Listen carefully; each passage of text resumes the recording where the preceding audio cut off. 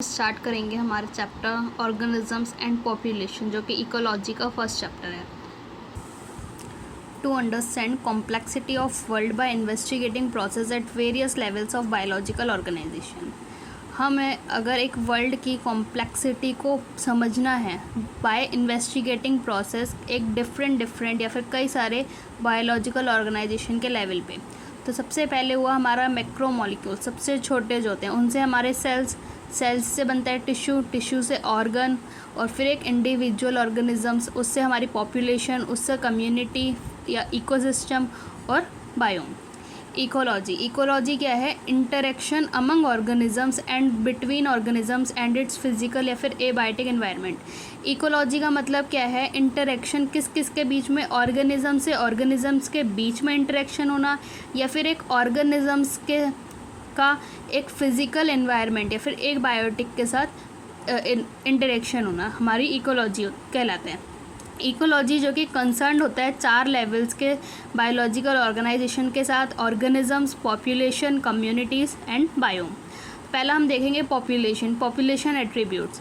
इसमें क्या है? Group of individuals resulting from sexual या फिर asexual reproduction considered a population.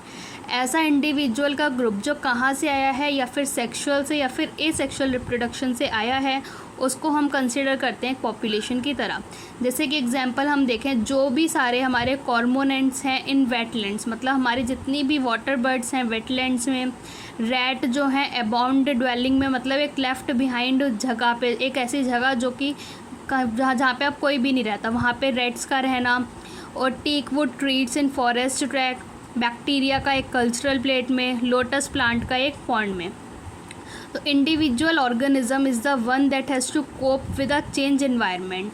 एक इंडिविजुअल ऑर्गेनिज्म वो होता है जो इन सब इन्वायरमेंट चेंज से कोप कर सके, बीट कर सके। It is at the population level that natural selection operates to evolve the desirable trait. Population ecology जो कि लिंक करती है इकोलॉजी को पॉपुलेशन जेनेटिक्स और इवोल्यूशन के साथ। पॉपुलेशन के कुछ एट्रीब्यूट्स होते हैं वेयरएस ऑर्गेनिजम्स के, इंडिविजुअल ऑर्गेनिजम्स के पास नहीं होते हैं। जबकि एक इंडिविजुअल के पास क्या होता है? बर्थ और डेथ। लेकिन एक पॉपुलेशन के पास क्या होता है? बर्थ रेट और डेथ रेट, तो जो कि इंक्रीज़ कर सकता है या डिक्रीज़ कर सकता है with respect to members of population. जैसे कि अगर हम एग्जांपल देखें, एक पॉन्ड है तो उसमें 20 लोटस के प्लांट लास्ट ईयर उगे हैं थ्रू रिप्रोडक्शन, और 8 न्यू प्लांट एडेड हुए हैं, तो करंट पॉपुलेशन हमारी है 28। तो इसका बर्थ रेट कैसे निकाला जाएगा? जितने भी प्लांट्स एडेड हुए हैं अपॉन इनिशियल, तो 8/20 जो कि 0.4 ऑफ स्प्रिंग्स पर लोटस पर ईयर आ गया। अब दूसरा देखा जाए तो एक लेबोरेटरी पॉपुलेशन की 40 फ्रूट फ्लाइज में से 4 इंडिविजुअल मर गए एक हफ्ते के एक स्पेसिफिक टाइम इंटरवल में। तो डेथ रेट हम कैसे निकालेंगे? 4 इंडिविजुअल्स थे अपॉन इनिशियल 40 थे, तो 0.1 इंडिविजुअल पर फ्रूट फ्लाई पर वीक। दूसरा एट्रीब्यूट क्या है? एक हमारा सेक्स रेशियो। एक इंडिविजुअल एक मेल हो सकता है या फीमेल हो सकता है, लेकिन पॉपुलेशन के पास सेक्स रेशियो होता है। मतलब जैसे एक पॉपुलेशन में 60% हमारी फीमेल्स हैं और 40% हमारे मेल्स हैं। एज डिस्ट्रीब्यूशन को अगर हम प्लॉट करें पॉपुलेशन के साथ, तो जो रिजल्टिंग स्ट्रक्चर आएगा वो मेरा एज पिरामिड कहलाता है। कुछ हमारे पिरामिड की शेप्स हैं जो हमारे ग्रोथ स्टेटस ऑफ पॉपुलेशन को डिस्क्राइब करती हैं। जैसे अगर वो ग्रो कर रहा है तो वो एक्सपेंडिंग और स्टेबल, और तीसरा डिक्लाइनिंग। तो एक्सपेंडिंग में क्या है? अगर जो प्री रिप्रोडक्टिव इंडिविजुअल है वो ज़्यादा होता है रिप्रोडक्टिव से, और रिप्रोडक्टिव ज़्यादा होता है पोस्ट रिप्रोडक्टिव से, तो हमारा एक एक्सपेंडिंग ग्राफ आता है, एक्सपेंडिंग पिरामिड आता है। वैसे ही मेरा यहाँ पे अगर प्री रिप्रोडक्टिव और रिप्रोडक्टिव बराबर हैं और पोस्ट रिप्रोडक्टिव कम है, तो मेरा स्टेबल ग्राफ आएगा। और डिक्लाइनिंग में क्या होगा? मेरा रिप्रोडक्टिव ज़्यादा होगा as compare to post and pre, तो मेरा डिक्लाइनिंग ग्राफ आएगा, डिक्लाइनिंग पिरामिड। तो ये 3 पिरामिड्स हैं, ये मेरे एज पिरामिड है ह्यूमन पॉपुलेशन के। अब जो पॉपुलेशन का साइज़ है वो हमें उस हैबिटेट का स्टेटस बताता है। जैसे कि एक ecological process we wish to investigate in a population. एक पॉपुलेशन में हमें एक इकोलॉजिकल प्रोसेस को इन्वेस्टिगेट करना है। जैसे वो क्या हो सकता है? B it the outcome with another species, किसी दूसरी स्पीसीज़ के साथ उसका कंपटीशन का आउटकम आना, इम्पैक्ट ऑफ द प्रीडेटर का क्या इम्पैक्ट पड़ रहा है वो देखना, effect of pesticide application, we always evaluate, हम हमेशा इवेल्यूएट करते हैं उसको in terms of any change in population size, जहाँ पे साइज़ क्या हो सकता है एज लो एज 10, जो कि साइबेरियन क्रेन्स हैं, भरतपुर वेटलैंड्स के इन एनी एरिया होगा, या फिर ये मिलियंस में भी जा सकते हैं, जैसे कि क्लेमाइडोमोनास एक स्पॉन्ड में देखा जाए। तो जो पॉपुलेशन साइज़ है वो टेक्निकली क्या कहलाता है, पॉपुलेशन डेंसिटी, जिसको हम रिप्रेजेंट करते हैं कैपिटल N से, जो कि नेसेसरीली नहीं है कि इसको हम मेज़र करें सिर्फ नंबर में ही, बल्कि although the total number is generally the most appropriate measure of the population density. ये ज़रूरी नहीं है कि सिर्फ ये मेज़र हो नंबर में, ठीक। कुछ केसेस में क्या होता है, ये पॉपुलेशन डेंसिटी में भी मेज़र हो सकता है। कुछ केसेस में ये आइदर मीनिंगलेस भी हो सकता है या फिर डिफ़िकल्ट हो सकता है टू डिटरमाइन करना। अब जैसे एक एरिया है, वहाँ पे हमारे 200 पार्थेनियम प्लांट है और एक सिंगल ह्यूज बनियन ट्री है विद लार्ज कैनोपी मतलब वो पूरा एरिया ढका हुआ है, वहाँ पे मतलब बहुत ही लिटिल लाइट पेनिट्रेट कर रही है। तो स्टेटिंग दैट पॉपुलेशन डेंसिटी क्या होगी, जो बनियन ट्री की पॉपुलेशन डेंसिटी होगी वो बहुत कम होगी एज कंपेयर टू पार्थेनियम। तो compared to that of Parthenium amount to underestimating enormous role of banyan in that community। अब इस कुछ केसेस में क्या होता है, इन सच केसेस जो परसेंटेज कवर है या फिर बायोमास है वो बहुत ज़्यादा मीनिंगफुल होता है as measure of population size. अब जो टोटल नंबर है वो ज़रूरी नहीं है कि वो अडेप्टेबल मेज़र हो पॉपुलेशन का, अगर वो ज़्यादा हो या फिर और काउंट कर रहे हो तो ये एक इम्पॉसिबल होता है। अगर हमारे पास पॉपुलेशन साइज़ बहुत ज़्यादा है, हमारी बहुत ही ह्यूज पॉपुलेशन है, तो काउंट करना बहुत ही इम्पॉसिबल टास्क हो जाता है या फिर एक टाइम कंज्यूमिंग टास्क हो जाता है जो कि अडॉप्टेबल नहीं है।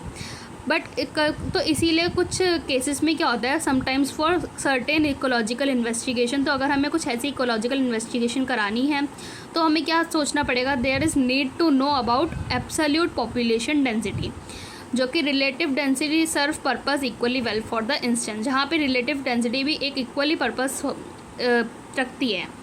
अब जैसे कि देखा जाए, नंबर ऑफ फिश जो कि कॉट हुई हैं पर trapped is good enough measure of population density in a lake. अब we mostly obligate to estimate population size indirectly without actually counting them और सीइंग दैम। जैसे कि हमारा टाइगर का केस, टाइगर केसेस में नेशनल पार्क्स में जो tiger senses होते हैं या फिर टाइगर रिजर्व्स होते हैं, तो अगर हमें टाइगर की पॉपुलेशन देखनी है तो हम उनको काउंट करके नहीं देख सकते, बल्कि उसकी जगह हम क्या देख सकते हैं, वो किस चीज़ पे बेस्ड होती है, उनकी काउंटिंग बेस्ड होती है उनके पग मार्क्स पे या फिर फिकल पैलेट्स पे। पॉपुलेशन ग्रोथ में क्या है, पॉपुलेशन साइज़ अभी एक स्टेबल स्टेटिस्टिक पैरामीटर नहीं है, ये चेंज कर रहा है विद रिस्पेक्ट टू टाइम, जो कि डिपेंड करेगा अवेलेबिलिटी पे, प्रेडेशन प्रेशर पे और एडवर्स वेदर पे। तो ये जो चेंजेस हैं पॉपुलेशन डेंसिटी में एक आइडिया देते हैं कि वो पॉपुलेशन डिक्लाइन हो रही है या फ्लरिश हो रही है, whether the population is declining और flourishing. Whether might be the what might be the reason कुछ भी हो, तो डेंसिटी जो होगी वो पॉपुलेशन की वो फ्लक्चुएट करेगी due to changes in the 4 process जो कि हमारे हैं नेटेलिटी और इमिग्रेशन, जो कि इंक्रीज़ करते हैं पॉपुलेशन डेंसिटी को, और मॉर्टेलिटी और एमिग्रेशन जो कि डिक्रीज़ करते हैं पॉपुलेशन डेंसिटी को। अब ये 4 टर्म्स क्या होते हैं, नेटेलिटी मतलब एक पॉपुलेशन में नंबर ऑफ़ बर्थ देखा जा रहा है, मतलब जो कि एक एडेड हो रहे हैं, number of birth in a population in a given period that are added to initial density. Mortality मतलब number of death in a population during given period, एक गिवन पीरियड में एक पॉपुलेशन में जितनी डेथ्स हो रही है वो मॉर्टेलिटी कहलाएंगी। इमिग्रेशन मतलब एंटर होना, इनसाइड आई से हम याद कर सकते हैं, इनसाइड मतलब एंटर होना, तो नंबर ऑफ़ इंडिविजुअल एक सेम स्पीसीज़ के एक हैबिटेट के अंदर आ रहे हैं कहीं से भी एक गिवन टाइम पीरियड में, तो वो होगा इमिग्रेशन। और एमिग्रेशन ई से हम याद कर सकते हैं एग्जिट मतलब वो बाहर निकल रहे हैं, तो जितने भी नंबर ऑफ़ इंडिविजुअल एक पॉपुलेशन को छोड़ के जा रहे हैं, एक हैबिटेट को छोड़ के जा रहे हैं, कहीं पे भी जा रहे हों, तो उस टाइम पीरियड के अंदर देखा जाए तो वो उसको हम क्या कहेंगे, एमिग्रेशन। जैसे कि पॉपुलेशन डेंसिटी के अंदर इमिग्रेशन ऐड हुई, एमिग्रेशन रिलीज हट जाते हैं। नेटेलिटी मतलब पॉपुलेशन डेंसिटी को इंक्रीज़ कर रहे हैं और मॉर्टेलिटी मतलब पॉपुलेशन डेंसिटी को डिक्रीज़ कर रहे हैं, जहाँ पे n का मतलब है मेरा पॉपुलेशन डेंसिटी किसी t टाइम पे डेंसिटी एट t1 इज़, यहाँ पे NT1 क्या है, NT1 मतलब किसी T+1 टाइम पे देखा जाए तो NT+1 is equals NT plus birth rate plus immigration minus death rate plus emigration. तो यहाँ पे जो मेरा number of birth rate plus number of immigration होगा वो ज़्यादा होगा अगर number of death rate plus number of emigration गए, तो पॉपुलेशन साइज़ क्या करेगा, मेरा पॉपुलेशन इंक्रीज़ होगा। अब नॉर्मल कंडीशंस में जो बर्थ होती है और डेथ होती है वो इम्पॉर्टेंट फैक्टर होती है जो इन्फ्लुएंस करती है पॉपुलेशन डेंसिटी को। 2 फैक्टर्स एज्यूमिंग इम्पॉर्टेंस ओनली, ये जो 2 फैक्टर्स हैं ये तभी इम्पॉर्टेंट होते हैं जब एक स्पेशल कंडीशन के अंदर, जैसे कि देखा जाए एक न्यू हैबिटेट जो कि कॉलोनाइज्ड हो रही है, जस्ट बीइंग कॉलोनाइज्ड, तो इमिग्रेशन में contribute more significantly to the population size than birth rate.